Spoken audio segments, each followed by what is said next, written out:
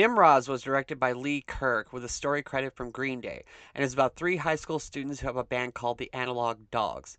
They learn that Green Day is going to be in town, so they decide to drop off their demo tape to the band. The older brother of one of the kids decides to play a prank on them and makes them believe Green Day called them and wants their band to be the opener for their New Year's Eve concert in Los Angeles, which gives them only a few days to get from Kansas City to LA.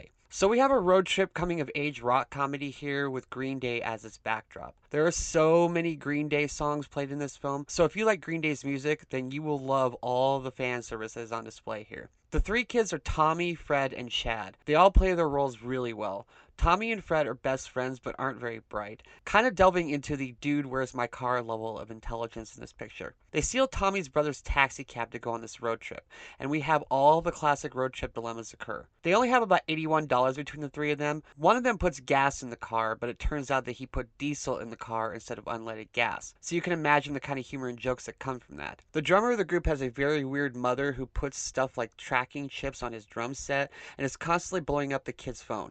So I'm sure you can imagine the kind of humor and jokes that come from that as well. Mckenna Grace shows up about 45 minutes into this picture, and she's great. I'm liking almost all the roles she is taking right now. One of her songs even appears in the film and is a good song and was much needed differentiation from all the Green Day I kept getting bombarded with. Just by pure happenstance, I watched the film Detroit Rock City like a month ago. Look, I love 90s and early 2000s rock style comedies, and with Nimrods, I could see it was written to be like all those old comedies from a generation or so ago.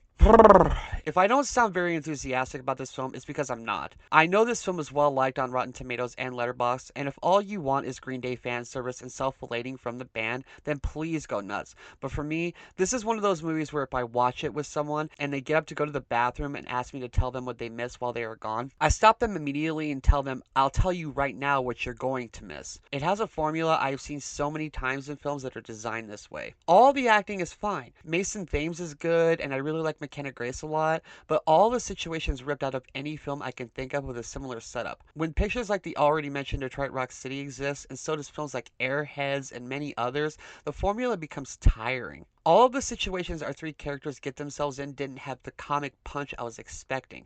Like it was missing a driving force, or the joke was delivered a tad too late or a tad too soon. The jokes themselves sound very funny on paper, like everyone thinks the name of the band is the Anal Dogs.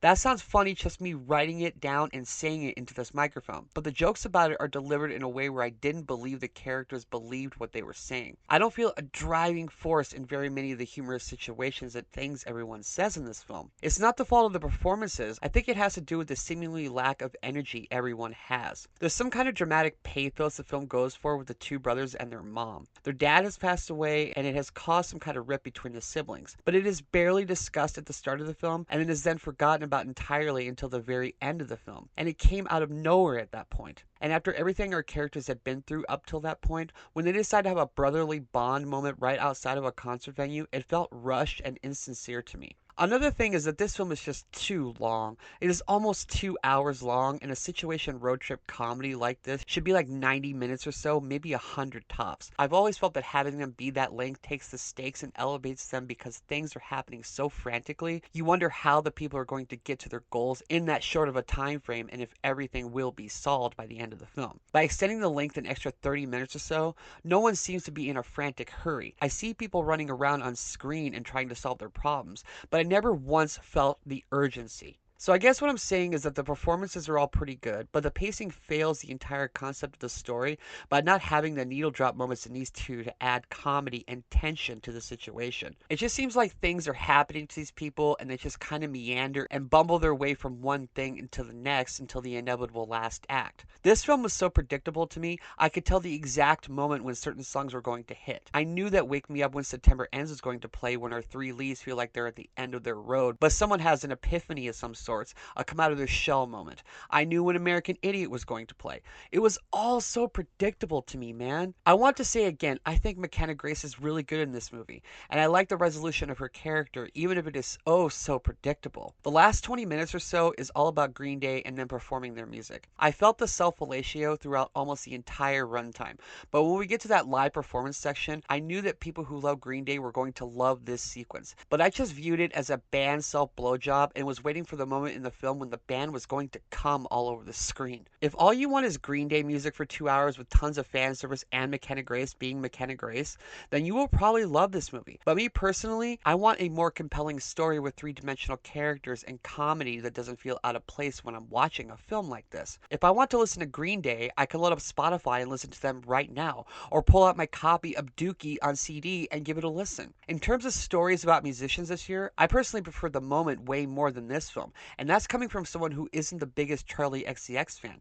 I just think it was a better film and a better story with more insight and care put into its construction. I felt that everyone involved in the project of Nimrods got really stoned one night, watched a bunch of late 90s and early 2000s comedies, and wrote the story around those. So if all you want is Green Day singing to you, please go nuts. But that wasn't enough to carry a 2 hour film for me. I've seen 1,000 times before. I give Nimrods 2 stars.